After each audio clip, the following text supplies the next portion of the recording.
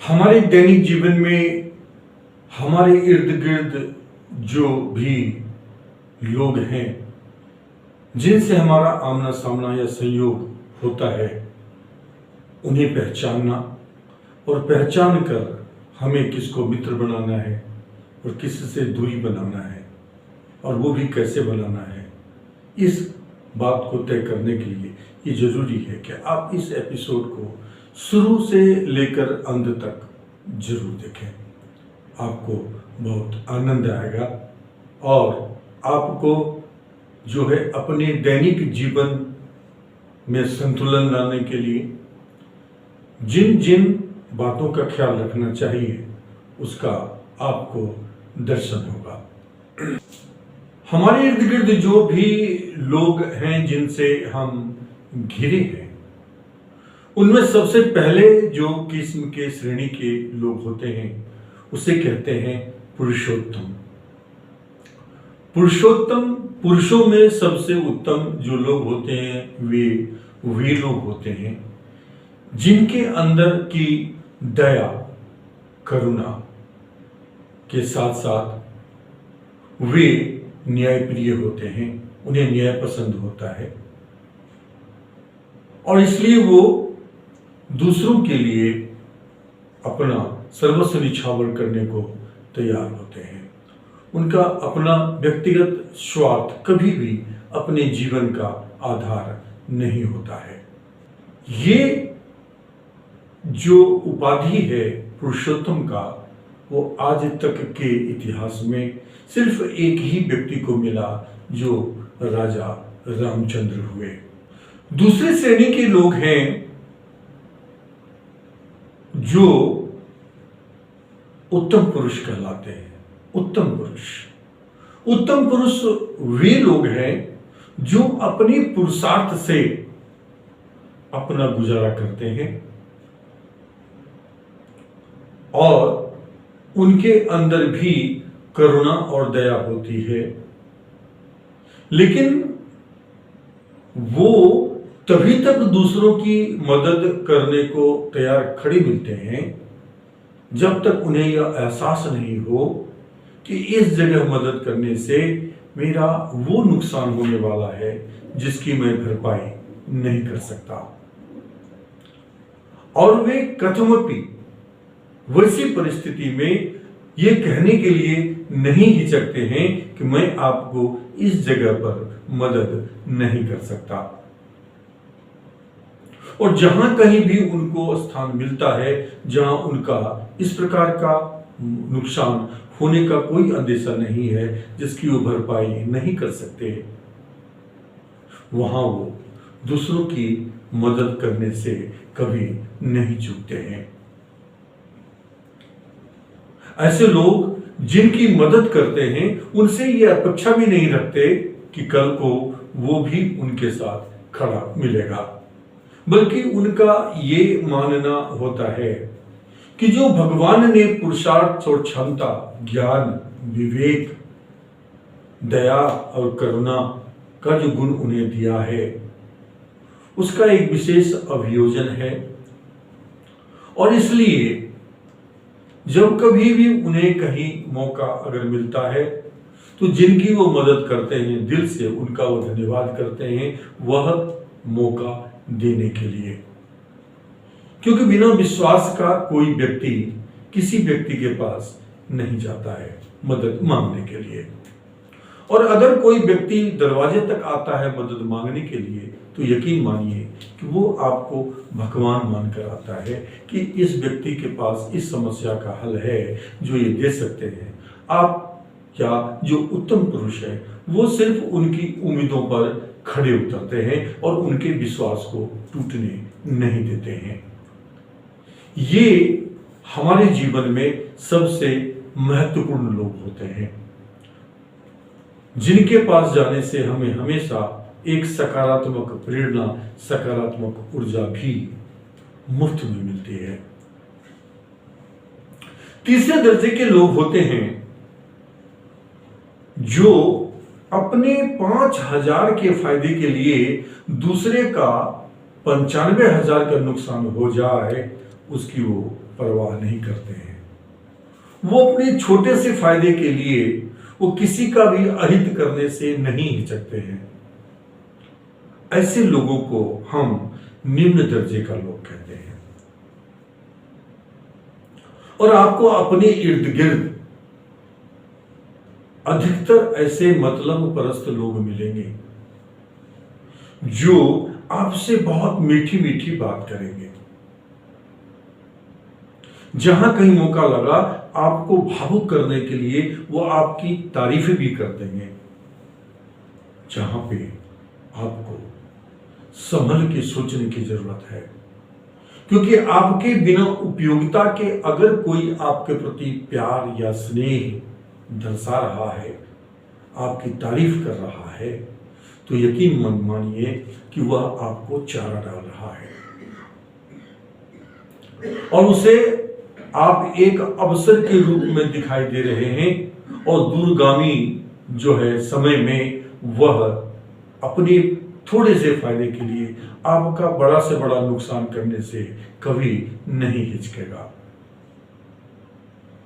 ऐसे लोग अक्सर राजनीतिक क्षेत्र में मिलेंगे, जो आर्थिक रूप से संपन्न है, सामर्थ्य और शक्ति से भी संपन्न है। वैसे लोग हैं जो आपको झूठे सपने दिखाएंगे और आपको बाध्य करेंगे उस सपने को खरीदने के लिए। और उस सपने को जैसे ही आपने खरीद लिया, उन पे विश्वास कर लिया, तो ये समझिए कि आप अंधे हो गए। उसके बाद वो आपको अपने हिसाब से प्रयोग में लाता रहेगा, यूज करता रहेगा। और बाद में जब आपका मौका आएगा तो वो आपको पहचानने से इनकार कर देगा, या आपकी उपयोगिता अगर बाद में उन्हें नजर नहीं आएगी तो आपको वह पहचानने से भी इनकार कर देगा। कुछ ऐसा वो व्यवहार करेगा। जो व्यवसायी किस्म के लोग होते हैं, जो व्यवसाय में लगे हुए हैं, व्यवसाय में भावना नहीं होती, व्यवसाय में संवेदनशीलता नहीं होता। और यदि ये दोनों ही चीजें हों तो ऐसे व्यवसायी धर्म की तरफ उन्मुक्त होते हैं, धर्म की तरफ चलते हैं और जो कुछ भी शुभ है उसे ही वो अपना लाभ मानते हैं। व्यवसायी लोगों से मित्रता करना अपनी जगह तो ठीक है, लेकिन व्यवसायी लोगों के पास भावना नहीं होती, संवेदनशीलता नहीं होती, इसलिए वे भरोसे के योग्य नहीं होती। उनके ऊपर भरोसा आप नहीं कर सकते हैं। जब कभी भी उनको मौका मिलेगा वो आपसे फायदा उठाने से बिल्कुल नहीं झुकेंगे और वो भूल जाएंगे कि आप उनके कितने करीब हैं। चौथे किस्म के लोग होते हैं जिसे हम अति निम्न दर्जे के लोग कहते हैं। ये अक्सर निकम्मे किस्म के लोग होते हैं। ये सुधरना भी नहीं चाहते, इसलिए ये किसी सद्गुणी व्यक्ति के पास बैठना भी पसंद नहीं करते, लेकिन अपने हीनता की भावना से मुक्ति पाने के लिए ये जब कभी भी मौका मिले, जो भी व्यक्ति अपनी पुरुषार्थ से ठीक ठाक जीवन जी रहे हैं, सफेद कॉलर के कपड़े पहन रहे हैं, वैसे साफ सुथरे लोगों के ऊपर ये कटाक्ष का बाण फेंक कर उन्हें परेशान करने के उद्देश्य से ये उत्साहित होते हैं, जिसमें कि इनकी कहीं से भी मंशा नहीं होती है अपने नफा या नुकसान की, बल्कि वो उनको परेशान कर कर एक विशेष प्रकार के आनंद की अनुभूति करते हैं।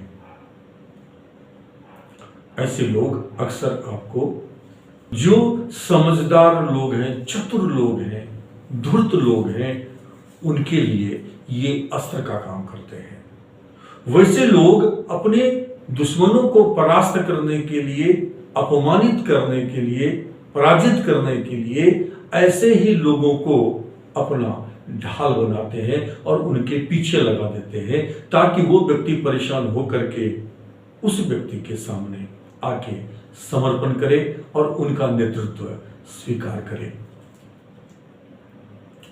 पांचवें तरह के लोग होते हैं जो मूर्ख होते हैं। मूर्ख लोगों की यदि आपने दोस्ती कर ली तो वो मूर्ख व्यक्ति की सबसे पहली पहचान ये होती है कि वो व्यक्ति जब कभी भी अकेले में अपना आकलन करता है तो उसे लगता है कि मैं दुनिया का सबसे समझदार व्यक्ति हूं। उनके अंदर कुछ नया सीखने का कोई जो है जज्बा भी नहीं होता। और यदि आपने उनसे दोस्ती कर ली तो वह उनका पहला प्रयास ये होता है कि वह आपके जैसा तो नहीं बन सकते, बल्कि वो आपको अपने जैसा बनाने की चेष्टा में लग जाएंगे। और अगर आपने उनके साथ कोई तर्क वितर्क करने की कोशिश की तो वो अपने तर्क से आपको परास्त करने की कोशिश करेंगे, आपको स्वीकार नहीं करेंगे।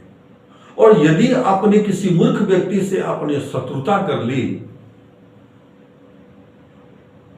तो वह मूर्ख व्यक्ति जो है किसी भी सीमा को पार करने के लिए तैयार हो जाएगा, आपके कितने भी बड़े नुकसान को अंजाम देने के लिए। इसलिए ना ही इनकी दोस्ती अच्छी और ना ही इनकी दुश्मनी अच्छी। और अगर मूर्खों की जमात में अगर आप कहीं फंस गए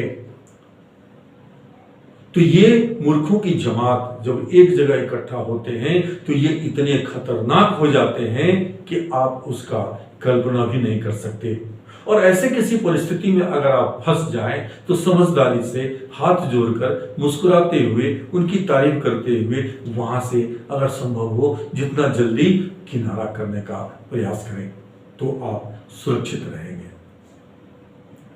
छठे तरह के व्यक्ति हैं जो बुद्धिमान होते हैं और अपने आप को बुद्धिजीवी कहते हैं। ये विद्वान दो तरह के व्यक्ति होते हैं।